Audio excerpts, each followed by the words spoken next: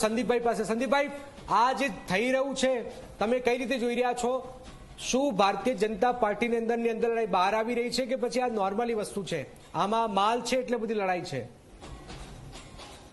આમાં જે સહકારનો સિદ્ધાંત છે, વિના સહકાર નહીં ઉદ્ધાર, એનો છેદ ભારતીય જનતા પાર્ટીએ ઉડાડી દીધો છે.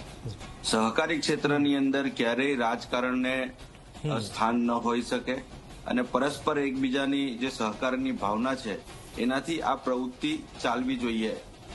પરંતુ સી.આર. પાટીલ જ્યારથી પ્રમુખ બન્યા છે અને ભારતીય જનતા પાર્ટીનું શાસન છેલ્લા 30 વર્ષથી ગુજરાતની અંદર છે, ધીરે ધીરે સહકારી પ્રવૃત્તિ જે છે એને લૂણો લાગતો જાય છે.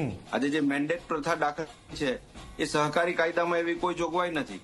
આમ છતાં મનગઢત રીતે ભારતીય જનતા પાર્ટીએ આ જે મેન્ડેટ પ્રથા છે એ નાના કાર્યકરો ઉપર, નાના આગેવાનો ઉપર લાગુ કરાવીને પોતાનું જે મનની ઈચ્છા છે એ પૂરી કરવા માટે મનગઢત રીતે એનો ઉપયોગ કરાય છે.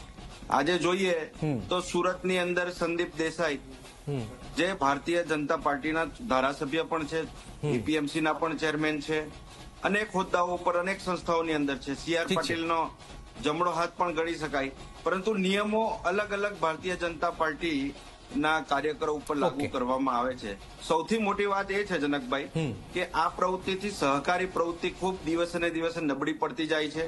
જ્યાં અણઆવડત દ્વારા ભારતીય જનતા પાર્ટીના આગેવાનોને સત્તા ઉપર બિરાજમાન કરવામાં આવે છે અને એના કારણે અનેક એવી સંસ્થાઓ છે કે જે ખૂબ આર્થિક રીતે સદ્ધર સંસ્થાઓ પણ નબળી પડતી જાય છે અને એનો રાજકીય રીતના ઉપયોગ થતો જાય છે. લીંબાચાજી,